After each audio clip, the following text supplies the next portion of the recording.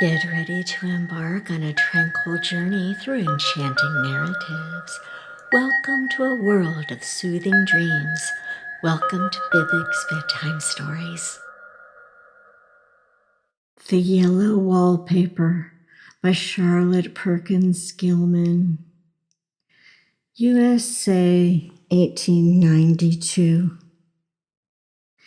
It is very seldom that mere ordinary people like John and myself secure ancestral halls for the summer.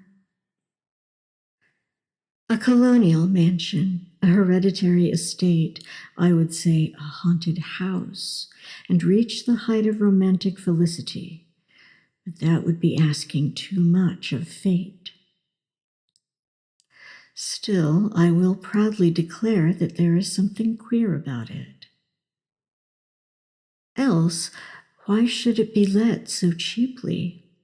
And why have stood so long untenanted? John laughs at me, of course, but one expects that in marriage. John is practical in the extreme. He has no patience with faith, an intense horror of superstition, and he scoffs openly at any talk of things not to be felt and seen and put down in figures. John is a physician, and perhaps, I would not say it to a living soul, of course, but this is dead paper and a great relief to my mind. Perhaps that is one reason I do not get well faster. You see, he does not believe I am sick. And what can one do? If a physician of high standing and one's own husband assures friends and relatives that there is really nothing the matter with one but temporary nervous depression, a slight hysterical tendency, what is one to do? My brother is also a physician and also of high standing, and he says the same thing. So I take phosphates or phosphites, whichever it is, and tonics and journeys and air and exercise, and am absolutely forbidden to work until I am well again. Personally, I disagree with their ideas. Personally, I believe that congenial work with excitement and change would do me good. But what is one to do? I did write for a while in spite of them, but it does exhaust me a good deal having to be so sly about it or else meet with heavy opposition. I sometimes fancy that my condition, if I had less opposition and more society and stimulus. But John says the very worst thing I can do is to think about my condition, and I confess it always makes me feel bad. So I will let it alone and talk about the house. The most beautiful place. It is quite alone, standing well back from the road, quite 3 miles from the village. It makes me think of English places that you read about, for there are hedges and walls and gates that lock, and lots of separate little houses for the gardeners and people. There is a delicious garden. I never saw such a garden, large and shady, full of box-bordered paths and lined with long grape-covered arbors with seats under them. There were greenhouses, too, but they are all broken now. There was some legal trouble, I believe, something about the heirs and the co-heirs. Anyhow, the place has been empty for years. That spoils my ghostliness, I am afraid, but I don't care. There is something strange about the house. I can feel it. I even said so to John one moonlight evening, but he said what I felt was a draft and shut the window. I get unreasonably angry with John sometimes. I'm sure I never used to be so sensitive. I think it is due to this nervous condition. But if John says I feel so, I shall neglect proper self-control, so I take pains to control myself, before him at least, and that makes me very tired. I don't like our room a bit. I wanted one downstairs that opened on the piazza and had roses all over the window and such pretty old-fashioned chintz hangings, but John would not hear of it. He said there was only one window and not room for 2 beds, and no near room for him if he took another.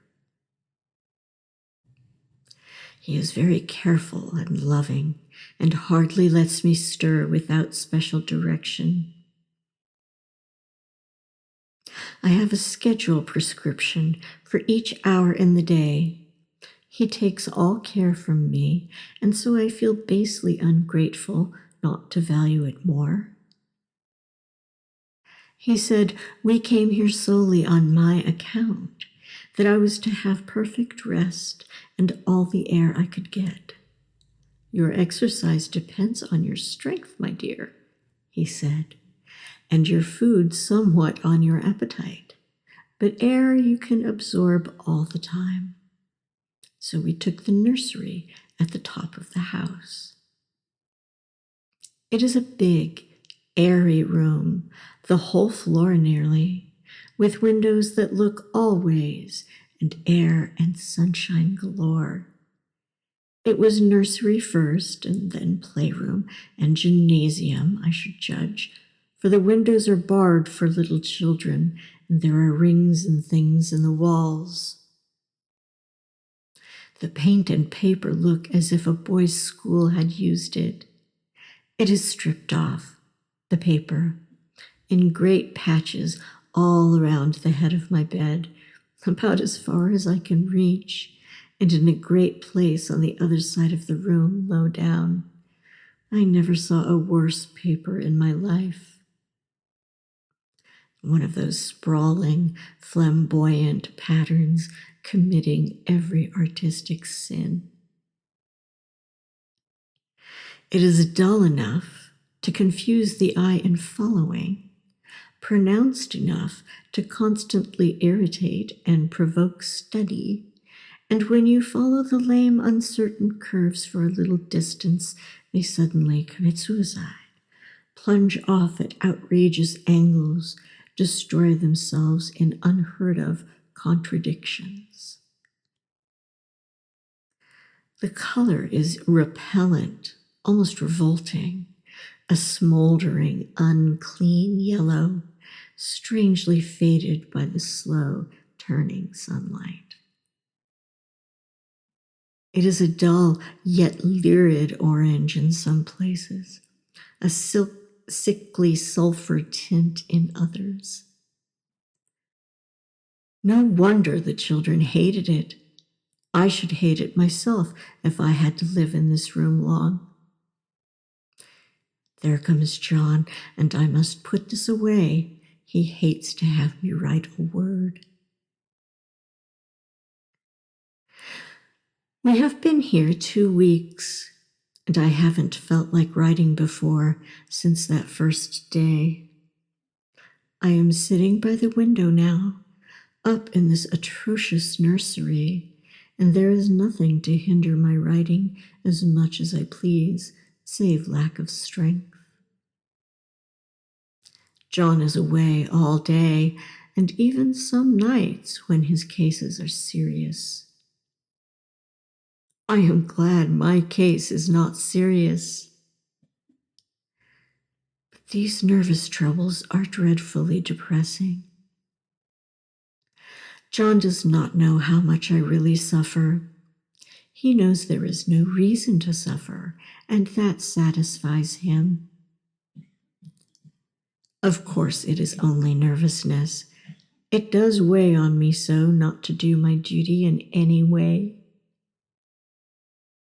I meant to be such a help to John, such a real rest and comfort, and here I am, a comparative burden already. Nobody would believe what an effort it is to do what little I am able, to dress and entertain and order things. It is fortunate Mary is so good with the baby. Such a dear baby. And yet, I cannot be with him. It makes me so nervous. I suppose John never was nervous in his life. He laughs at me so about this wallpaper. At first, he meant to repaper the room, but afterwards he said that I was letting it get the better of me, and that nothing was worse for a nervous patient than to give way to such fancies. He said that after the wallpaper was changed, it would be the heavy bedstead. It was changed, it would be the heavy bedstead, and then the barred windows, and then that gate at the head of the stairs, and so on. You know, the place is doing you good, he said. And really, dear, I don't care to renovate the house just for a 3 months rental. Then do let us go downstairs, I said. There are such pretty rooms there. Then he took me in his arms and called me a blessed little goose, and said he would go down cellar if I wished, and have it whitewashed into the bargain. But he is right enough about the beds and windows and things. It is an airy and comfortable room, as anyone need wish, and, of course, I would not be so silly as to make him uncomfortable just for a whim. I'm really getting quite fond of the big room, all but that horrid paper. Out of one window, I can see the garden, those mysterious, deep-shaded arbors, the riotous, old-fashioned flowers and bushes and gnarly trees. Out of another, I get a lovely view of the bay and a little private wharf belonging to the estate. There is a beautiful shaded lane that runs down there from the house. I always fancy I see people walking in these numerous paths and arbors, but John has cautioned me not to give way to fancy in the least. He says that with my imaginative power and habit of story-making, a nervous weakness like mine is sure to lead to all manner of excited fancies, and that I ought to use my will and good sense to check the tendency. So I try. I think sometimes that if I were only well enough to write it a little, it would relieve the press of ideas and rest me. But I find I get pretty tired when I try. It is so discouraging not to have any advice and companionship about my work. When I get really well, John says we will ask Cousin Henry and Julia down for a long visit. But he says he would as soon put fireworks in my pillowcase as to let me have those stimulating people about now. I wish I could get well faster. But I must not think about that. This paper looks to me as if it knew what a vicious influence it had. There is a recurrent spot where the pattern lolls like a broken neck and two bulbous eyes stare at you upside down. I get positively angry with the impertinence of it and the everlastingness. Up and down and sideways they crawl, and those absurd, unblinking eyes are everywhere. There is one place where two breadths didn't match, and the eyes go all up and down the line, one a little higher than the other. I never saw so much expression in an inanimate thing before, and we all know how much expression they have. I used to lie awake as a child and get more entertainment and terror out of the blank walls and plain furniture than most children could find in a toy store. I remember what a kindly wink the knobs of our big old bureau used to have. And there was one chair that always seemed like a strong friend. I used to feel that if any of the other things looked too fierce, I could always hop into that chair and be safe. The furniture in this room is no worse than inharmonious, however, for we had to bring it all from downstairs. I suppose when this was used as a playroom, they had to take the nursery things out, and no wonder. I never saw such ravages as the children have made before, as the children have made here. The wallpaper, as I said before, is torn off in spots, and it sticketh closer than a brother.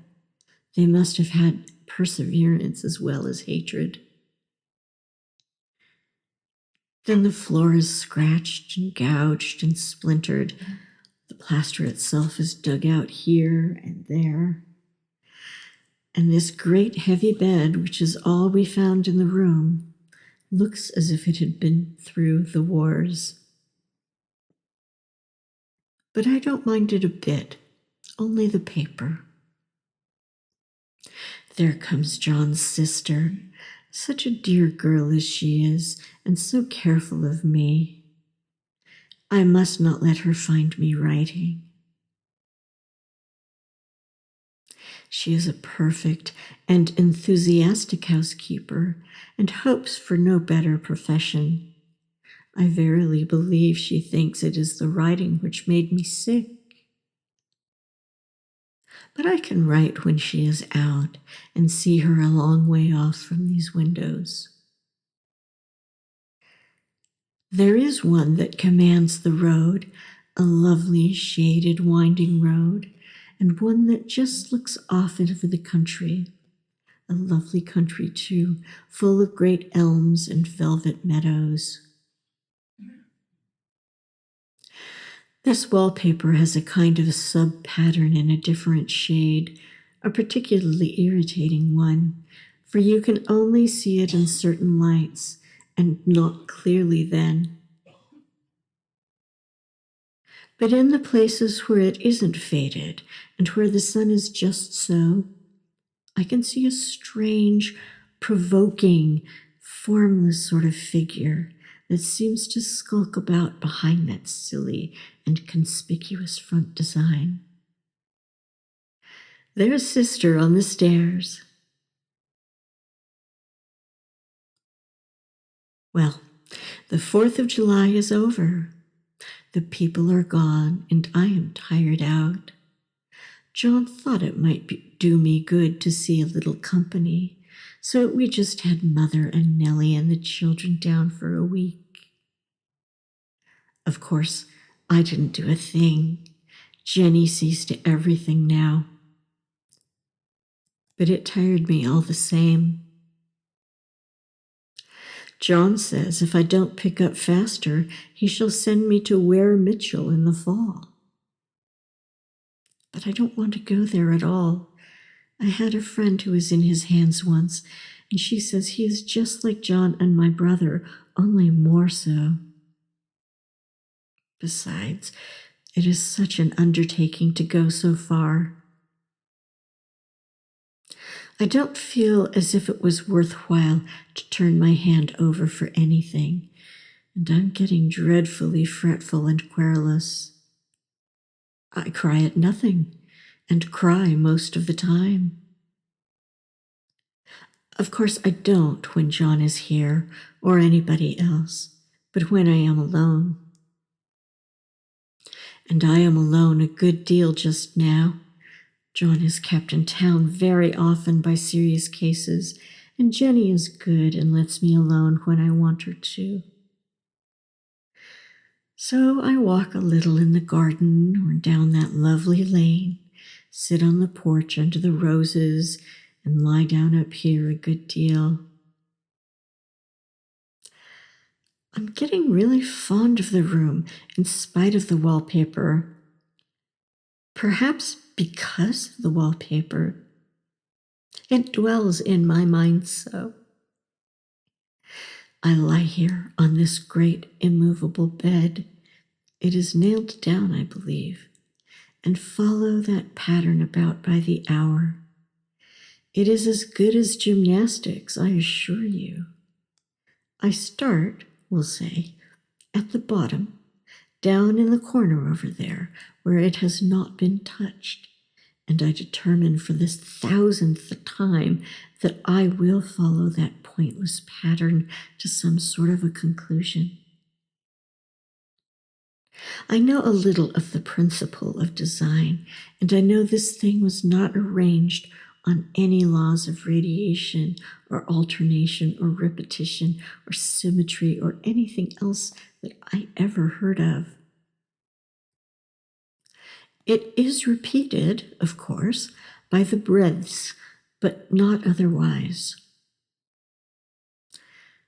Looked at in one way, each breadth stands alone, the bloated curves and flourishes, a kind of debased Romanesque with delirium tremens, go waddling up and down in isolated columns of fatuity. But, on the other hand, they connect diagonally, and the sprawling outlines run off in great slanting waves of optical horror, like a lot of wallowing seaweed in full chase. The whole thing goes horizontally, too, at least it seems so, and I exhaust myself in trying to distinguish the order of its going in that direction. They have used a horizontal breadth for a frieze, and that adds wonderfully to the confusion. There is one end of the room where it is almost intact, and there, when the cross lights fade and the low sun shines directly upon it, I can almost fancy radiation after all. The interminable grotesque seem to form around a common center and rush off in headlong plunges of equal distraction. It makes me tired to follow it. I will take a nap, I guess. I don't know why I should write this. I don't want to. I don't feel able. And I know John would think it absurd, but I must say what I feel and think in some way. It is such a relief. But the effort is getting to be greater than the relief. Half the time now I am awfully lazy and lie down ever so much. John says I mustn't lose my strength and has me take cod liver oil and lots of tonics and things, to say nothing of ale and wine and rare meat. Dear John, he loves me very dearly and hates to have me sick.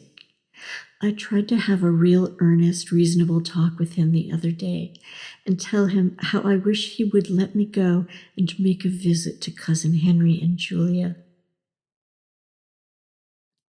But he said I wasn't able to go, nor able to stand it after I got there, and I did not make out a very good case for myself, for I was crying before I had finished. It is getting to be a great effort for me to think straight. Just this nervous weakness, I suppose. And dear John gathered me up in his arms and just carried me upstairs and laid me on the bed and sat by me and read to me till it tired my head. He said I was his darling and his comfort and all he had, and that I must take care of myself for his sake and keep well. He says no one but myself can help me out of it, that I must use my will and self-control and not let any silly fancies run away with me. There's one comfort. The baby is well and happy and does not have to occupy this nursery with the horrid wallpaper. If we had not used it, that blessed child would have. What a fortunate escape.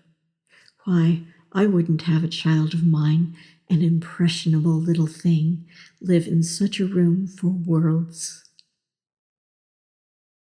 I never thought of it before, but it is lucky that John kept me here after all. I can stand it so much easier than a baby, you see. Of course, I never mention it to them anymore.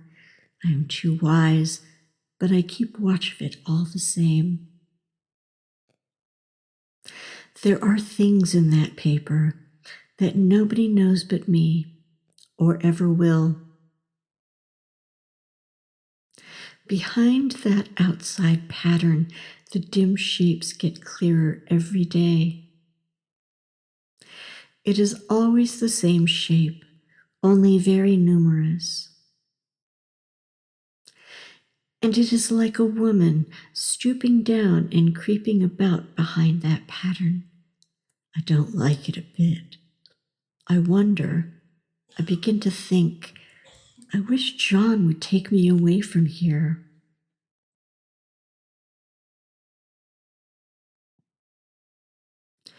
It is so hard to talk with John about my case because he is so wise and because he loves me so. But I tried it last night. It was moonlight. The moon shines and all around just as the sun does. I hate to see it sometimes. It creeps so slowly and always comes in by one window or another. John was asleep, and I hated to waken him, so I kept still and watched the moonlight on that undulating wallpaper till I felt creepy. The faint figure behind seemed to shake the pattern, just as if she wanted to get out. I got up softly and went to feel and see if the paper did move. And when I came back, John was awake. "What is it, little girl?" he said. "Don't go walking about like that. You'll get cold." I thought it was a good time to talk. So I told him that I really was not gaining here, and that I wished he would take me away. "Why, darling," he said, "our lease will be up in 3 weeks, and I can't see how to leave before. The repairs are not done at home, and I cannot possibly leave town just now. Of course, if you were in any danger, I could and would, but you really are better, dear, whether you can see it or not. I'm a doctor, dear, and I know. You are gaining flesh and color. Your appetite is better. I feel really much easier about you." "I don't weigh a bit more," said I, "nor as much, and my appetite may be better in the evening when you are here, but it is worse in the morning when you are away." Bless her little heart, he said with a big hug. She shall be as sick as she pleases. But now let's improve the shining hours by going to sleep and talk about it in the morning. And you won't go away?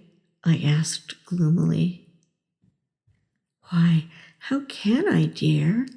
It is only 3 weeks more, and then we will take a nice little trip of a few days while Jenny is getting the house ready.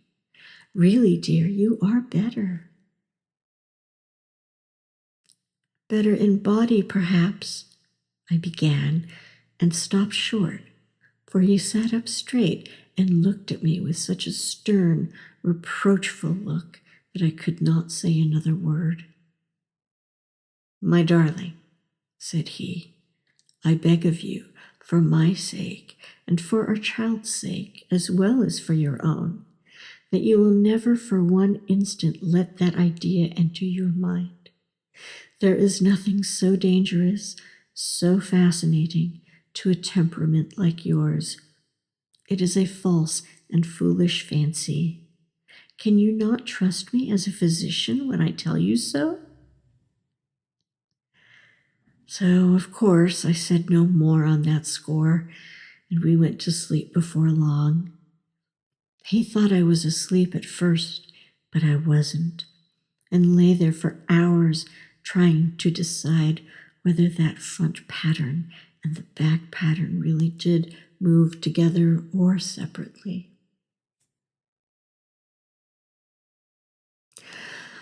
On a pattern like this, by daylight, there is a lack of sequence, a defiance of law that is a constant irritant to a normal mind. The color is hideous enough and unreliable enough and infuriating enough, but the pattern is torturing. You think you have mastered it, but just as you get well underway in following, it turns a back somersault and there you are. It slaps you in the face, knocks you down, and tramples you. It is like a bad dream. The outside pattern is a florid arabesque, reminding one of a fungus. If you can imagine a toadstool in joints, an interminable string of toadstools budding and sprouting in endless convolutions, why, that is something like it. That is, sometimes. There is one marked peculiarity about this paper, a thing nobody seems to notice but myself, and that is that it changes as the light changes. When the sun shoots in through the east window, I always watch for that first long straight ray. It changes so quickly that I never can quite believe it. That is why I watch it always. By moonlight. The moon shines in all night when there is a moon. I wouldn't know it was the same paper. At night, in any kind of light, in twilight, candlelight, lamplight, and worst of all, moonlight, it becomes bars. The outside pattern, I mean, and the woman behind it is as plain as can be.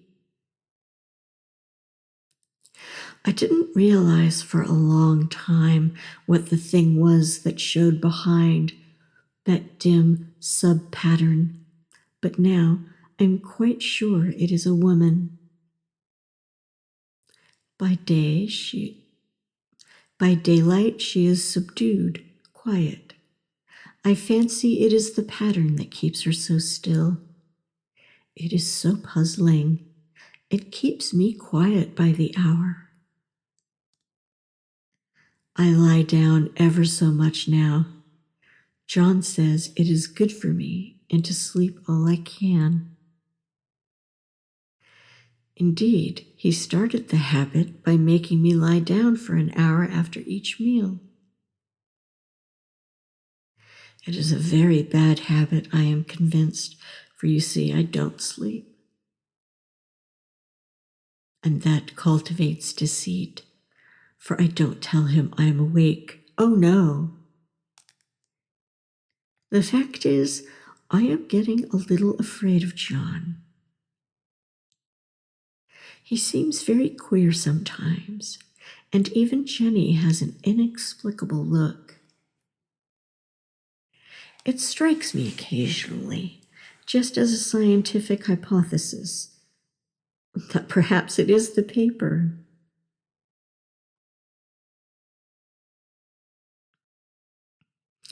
I have watched John when he did not know I was looking, and come into the room suddenly on the most innocent excuses, and I've caught him several times looking at the paper. And Jenny too. I caught Jenny with her hand on it once. She didn't know I was in the room, and when I asked her in a very quiet voice, with the most restrained manner possible, what she was doing with the paper, she turned around as if she had been caught stealing and looked quite angry, asked me why I should frighten her so. Then she said that the paper stained everything it touched, that she had found yellow smooches on all of my clothes and John's, and she wished we would be more careful. Did not that sound innocent? But I know she was studying that pattern, and I am determined that nobody shall find it out but myself.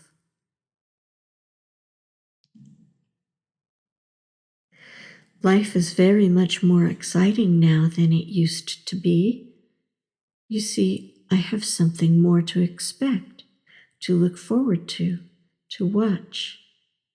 I really do eat better and am more quiet than I was.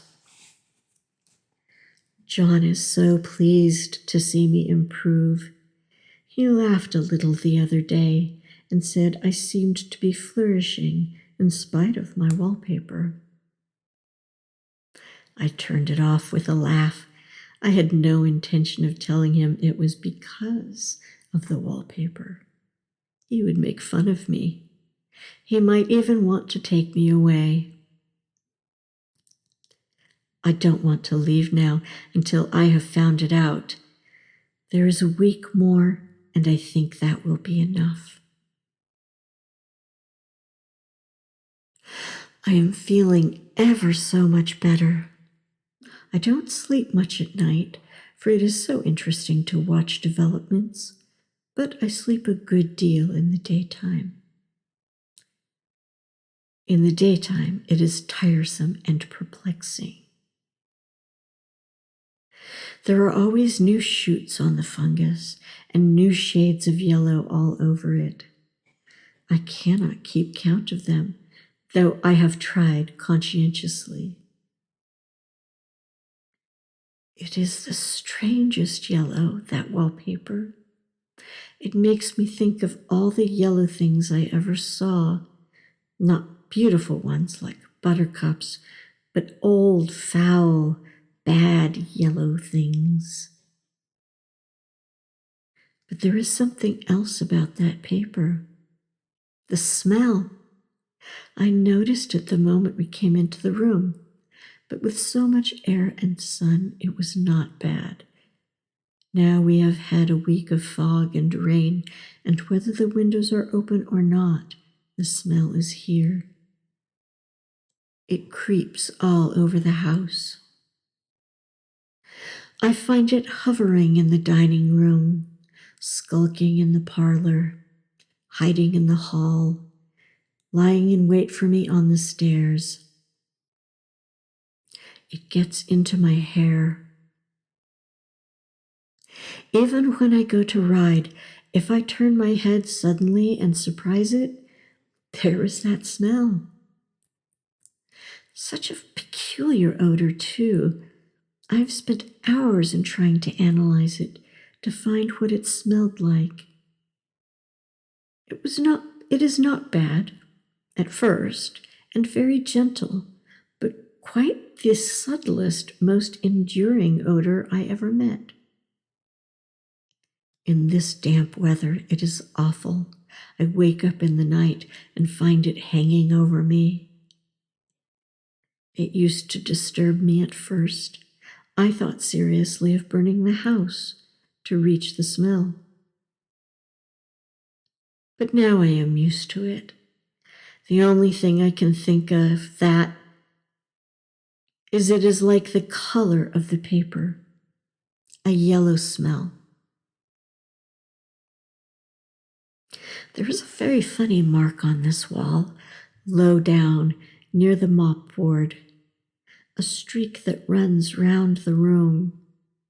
It goes behind every piece of furniture except the bed, a long, straight, even smooch, as if it had been rubbed over and over. I wonder how it was done and who did it and what they did it for. Round and round and round, round and round and round. It makes me dizzy. I really have discovered something at last. Through watching so much at night, when it changes so, I have finally found out. The front pattern does move, and no wonder. The woman behind shakes it. Sometimes I think there are a great many women behind, and sometimes only one, and she crawls around fast, and her crawling shakes it all over. Then, in the very bright spots, she keeps still, and in the very shady spots, she just takes hold of the bars and shakes them hard.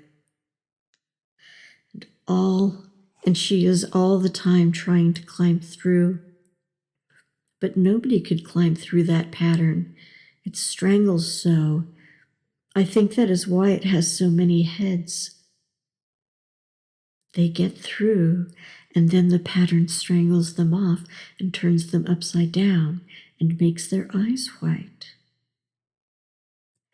If those heads were covered or taken off, it would be not half so bad. I think that woman gets out in the daytime. And I'll tell you why, privately. I've seen her. I can see her out of every one of my windows. It is the same woman, I know, for she is always creeping, and most women do not creep by daylight. I see her in that long, shaded lane, creeping up and down.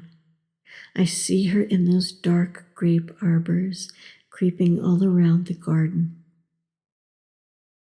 I see her on that long road under the trees, creeping along, and when a carriage comes, she hides under the blackberry vines. Blackberry vines. I don't blame her a bit. It must be very humiliating to be caught creeping by daylight. I always lock the door when I creep by daylight. I can't do it at night, for I know John would suspect something at once. John is so queer now that I don't want to irritate him. I wish he would take another room. Besides, I don't want anybody to get that woman out at night but myself. I often wonder if I could see her out of all the windows at once. But turn as fast as I can only see out of one at a time. And though I always see her, she may be able to creep faster than I can turn. I have watched her sometimes, away off in the open country, creeping as fast as a cloud shadow in a high wind. If only that top pattern could be gotten off from the under one. I mean to try it little by little. I have found out another funny thing, but I shan't tell it this time. It does not do to trust people too much. There are only 2 more days to get this paper off, and I believe John is beginning to notice. I don't like the look in his eyes. And I heard him ask Jenny a lot of professional questions about me. She had a very good report to give. She said I slept a good deal in the daytime. John knows I don't sleep very well at night, for all I'm so quiet.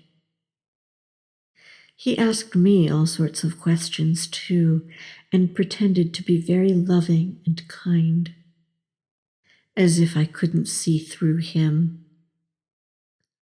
Still, I don't wonder he acts so, sleeping under this paper for 3 months. It only interests me, but I feel sure John and Jenny are secretly affected by it. Hurrah! This is the last day, but it is enough. John is to stay in town overnight and won't be out until this evening. Jenny wanted to sleep with me, the sly thing, but I told her I should undoubtedly rest better for a night all alone. That was clever, for really I wasn't alone a bit. As soon as it was moonlight and that poor thing began to crawl and shake the pattern, I got up and ran to help her. I pulled and she shook. I shook and she pulled. And before morning, we had peeled off yards of that paper.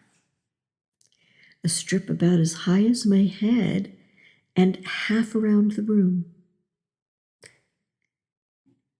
And then when the sun came and that awful pattern began to laugh at me, I declared I would finish it today. We go away tomorrow. They are moving all my furniture down again to leave things as they were before. Jenny looked at the wall in amazement, but I told her merrily that I did it out of pure spite at the vicious thing. She laughed and said she wouldn't mind doing it herself, but I must not get tired. How she betrayed herself that time. But I am here, and no person touches this paper but me, not alive. She tried to get me out of the room. It was too patent. But I said it was so quiet and empty and clean now that I believed I would lie down again and sleep all I could, and not to wake me even for dinner. I would call when I woke. So now she is gone, and the servants are gone, and the things are gone, and there is nothing left but that great bedstead nailed down with the canvas mattress we found on it. We shall sleep downstairs tonight and take the boat home tomorrow. I quite enjoy the room now it is bare again. How those children did tear about here.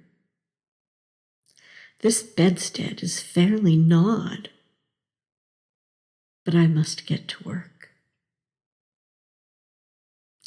I have locked the door and thrown the key down into the front path. I don't want to go out, and I don't want to have anybody come in till John comes. I want to astonish him. I've got a rope up here that even Jenny did not find. If that woman does get out and tries to get away, I can tie her. But I forgot I could not reach far without anything to stand on. This bed will not move. I tried to lift and push it until I was lame, and then I got so angry I bit off a little piece at one corner, but it hurt my teeth. Then I peeled off all the paper I could reach standing on the floor. It sticks horribly, and the pattern just enjoys it. All those strangled heads and bulbous eyes and waddling fungus growths just shriek with derision. I am getting angry enough to do something desperate. To jump out of the window would be admirable exercise, but the bars are too strong even to try. Besides, I wouldn't do it. Of course not. I know well enough that a step like that is improper and might be misconstrued. I don't like to look out of the windows even. There are so many of those creeping women, and they creep so fast. I wonder if they all come out of that wallpaper as I did. But I am securely fastened now by my well-hidden rope. You don't get me out in the road there. I suppose I shall have to get back behind the pattern when it comes night, and that is hard. It is so pleasant to be out in this great room and creep around as I please. I don't want to go outside. I won't, even if Jenny asks me to. For outside, you have to creep on the ground, and everything is green instead of yellow. But here I can creep smoothly on the floor, and my shoulder just fits in that long smooch around the wall, so I cannot lose my way. Why, there's John at the door. It is no use, young man. You can't open it. How he does call and pound. Now he's crying for an axe. It would be a shame to break down that beautiful door. John, dear, said I in the gentlest voice, the key is down by the front steps, under a plantain leaf. That silenced him for a few moments. Then he said, very quietly indeed, open the door, my darling. I can't, said I. The key is down by the front door under a plantain leaf. And then I said it again, several times, very gently and slowly, and said it so often that he had to go and see. And he got it, of course, and came in. He stopped short by the door. What is the matter? He cried. For God's sake, what are you doing? I kept on creeping just the same, but I looked at him over my shoulder. I've got out at last, said I, in spite of you and Jane. And I've pulled off most of the paper, so you can't put me back. Now, why should that man have fainted? But he did, and right across my path by the wall, so that I had to creep over him every time. Sleep.